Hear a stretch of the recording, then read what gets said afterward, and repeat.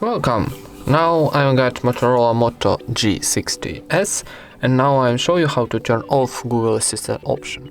So first step, need to open your Google application, this one, and then need to click to your icon of Google account. So click it, and here we got settings. Go into, then need to choose Google Assistant, and here need to scroll down and find general option, this one.